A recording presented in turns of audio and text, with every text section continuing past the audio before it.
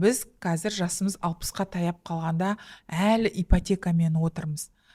Сен осы бастан бір ипотекаңды жаптың, енді екінші ипотека ал. Үйіңнің 70 квадрат емес, 130 квадрат көбейт дейді. Сол дұрыс па, дұрыс емес пе? Жалпы енді қаржылық сауаттылық дегеніміз ол біздің ақшаға қатысты қарым-қатынасымыз ғой. Және сол ақшаға қатысты қарым-қатынастың өзінің уақытты шектеуі бар. Енді ол кісімен келсем, қаржылық тұрғыда кез келген адамның өзінің активті ақша табатын уақыты болады. Біз 25 жасқа шейін оқимыз, өсеміз, өнеміз, тағы да дүниелер аяқтанамыз деген сияқты. 25 жастан бастап 50 жасқа шейін кез келген азамат өзінің өмірлік капиталын қалыптастыру қажет. Өмірлік капитал. Яғни 50 жастан кейін ол азаматтың басына несиесі жоқ, жаңағы өзінің қамсыз кәрілігін қамтамасыз етіндей жағдайда болуы қажет. Ал егер жалпы ипотекаға квартира алған дұрыс па деген сұраққа жауап беретін болсам, кез келген уақытта ұлғайту, үлкейту, активті қымбаттату мүмкіндігі дұрыс, ол болу қажет, бірақ ол тек ақылмен. Егер кез келген активқа сіз бүгінгі күнде ақша сала отырып, болашақты сол ақшаға сата аласыз ба? Ол ақшаның, мысалға, сіз 70 квадратпен балаңызбен ғана тұрып жатсыз, мысалға. Сізге екі басқа бүгінде 140 квадрат не үшін керек? Ол бір. Үстіндегі төлейтін пайыз, ол екі. Үшінші, қанша квартплата кетеді ол жерде? Шығыстар. Сондықтан соның бәрін есептеу керек. Кез келген үй алса да, киім алса да, зат алса да, бұл дүние маған болашақта ақша әкеле ма? Бұл менің байлығымды арттыра ма? Бұл менің байлығымды сақтап қала ма деген дүниелерге жауап алыну қажет. Тек сол арқылы ғана активті үлкейтіп көбейтуге болады. Жалпы 25 жастан 50 жасқа шейін активті нығайта отырып, оларды сақтап қалу негізгі мақсаттардың бірі. Енді бұрынғы біздің папа-мамамыздың кезіндегі активтермен қазір өзгерді. Осы турасында айтайықшы. Мысалы, менің құрбым айтады, мамамнан, мама жас кезіңде не жасап қалу керек еді, мен қазір не жасап қалайын, мама айтшы маған дегенде, мамасы айтыпты, Ақтаудан толтырып үй ала бер.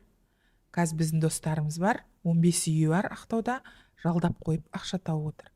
Ал қазіргі таңда меніңше активтер өзгерді. Олай көп үй алғаннан депозитте сақтаған ақшаны депозитке құйған жақсы ма? Қаржыгер ретінде. Қаржыгер ретінде менің бір айтатыным, кез келген уақытта ол жалғыз мүлік, жалғыз ақша, жалғыз депозит болмауы керек. Ол мына дифференциация бизнеса, дифференциация денег дейміз, ол жаңағы ақшаның жан-жақтылығы. Мысалға, егер сіздің 100 миллион теңге ақшаңыз болса, оның 50 миллион теңгесі жылжымайтын мүлікте, қалған 50 миллион теңгесі ол мүмкін депозитте, мүмкін құнды қағаздарда, мүмкін тағы да басқа активті бизнеста болуы мүмкін. Бірақ мен өзімнің аналитикам бойынша соңғы 200 жылдықта жылжымайтын мүлік бүгінгі күнде ең негізгі актив капитал болып саналады. Өздеріңіз қарасаңыздар, Америкадағы, Еуропадағы ең бай адамдардың барлығы сол жылжымайтын мүлік алып байыған. Бірақ жылжымайтын мүліктің көбеюінің, бағасының ұлғаюының, бағасын сақтап қалуында өзінің уақыты бар. Мысалға, үйдің бәрі актив емес. Егер сіз жаңа үй сатып алып, үстіне ремонт жасап, егер одан да үлкен баға, ол жерде тұрып, қалағаныңша, одан кейін жаңа сатып алған ақшаңыз үстіндегі ремонттың ақшасын шығарып алатын болсаңыз, әрине ол актив болып саналады. Ал егер сіз бүгінде оны 50 миллион теңгеге алып, оны ертең 35-40 миллионға сата алмай отырсаңыз, ол актив емес. Сондықтан кез келген активті ойбай үй керек екен деп ала беруге де болмайды. Және де қамсыз кәрілік қамтамасыз ету аясында активті алған кезде квадратурасы кішкентай, салынған сомасы кішкентай, және де жас үйлер алу керек. Жыл мерзімі жас үйлер. Олар уақыты келе кез келген үйде амортизация болады. Ол тозады, кірісі тозады, жаңағы айналасы тозады. Сондықтан амортизация 20-30 жылдық амортизация үйдің құнына тікелей әсерін тигізеді. Мысалға, бүгіндегі 50-70 жыл болған үйдің құны бір бөлек, жаңа тұрған үйдің құны бір бөлек, сол сияқты. Сондықтан жылжымайтын мүлікке салған кезде де оны, егер ол сен бірінші алып жатқан мүлігің болса, әрине оған ремонтқа ақша жоймау үшін, тағы бір нәрсе ақша жоймау үшін алуға болады. А бірақ активті түрде салынып жатқан үйге, ремонты жасалмаған үйге, немесе жаңағы қолдан ремонт жасалған жаңа үйлерді арзан бағаға сатып жатқан кезде алып қалуы мүмкін болады. Бірақ барлық үйді 15 ақшаны 15 пәтерге салып тастау менің ойымша қате. Мүмкін болады 10 пәтер мүмкін алып қою мүмкін, 5 пәтер алып қою мүмкін, қалғанын бәрін басқа активте. Мысалға Алматы қаласында немесе кез келген қалада, оның ішінде осы мұнай айналасында қалаларда мысалға жер сілкінісі болуы мүмкін, жерде ауаның көбеюіне байланысты. Сондықтан ол кез келген уақытта экономикалық дағдарыс, қандай да болмасын, еліміздегі дағдарыстар болған жағдайда, жаңағы табиғат апаттары болған жағдайда бірден ол жылжымайтын мүліктің құнына келіп соғады. Сондықтан дұрыстап ойланып алу керек. Бүгінгі таңда мен ойлаймын, мына алтынға салса болады, ақшаны жаңағы жылжымайтын мүліктен басқап. Одан кейін барып қазір егер қартайған уақытта соң арендасына тұрам ғой, бір айлық келіп тұрады ғой десе, мен мысалға коммерческое нежилое помещение дейміз, коммерциялық жылжымайтын мүліктер алса да жақсы болады деп ойлаймын. Адамдар мәңгі осылай жап-жас болып жүремін деп ойлайды. Кәрілікке дайындалмайды. Тіпті мысалы ауылдан келіп отырмын бүгін. Өмір бақи ауылдың адамдар үй салып, үй соғып болады да, мысалы бір күнде өмірден өтіп кетеді екен. Кәрілікке қалай дайындалу керек? Кәрілікке бірінші айлығына бастап дайындалуың керек. Жалпы біз ойлаймыз ғой, кәрілік ол ертең, ол маған соқпайды ғой, ол мен әлі жаспын ғой, мен бір күндік өмір сүрейінші деген. Қаржылық сауаттылық дегеніміз, сіздің сауаттылығыңыз, кез келген азаматтың сауаттылығы, ол ертеңгі күнге бір нанын қалыптастыру. Сондықтан жалпы қамсыз кәрілік қамтамасыз ету 20-25 жастан басталу керек. Және де ол сіздің мысалға бар ақшаңыз соған салып емес, мысалға 200 мың теңге айлық аласыз ба, 20 мың теңгесін салып отыру керек, кәрілікке салып отыру керек.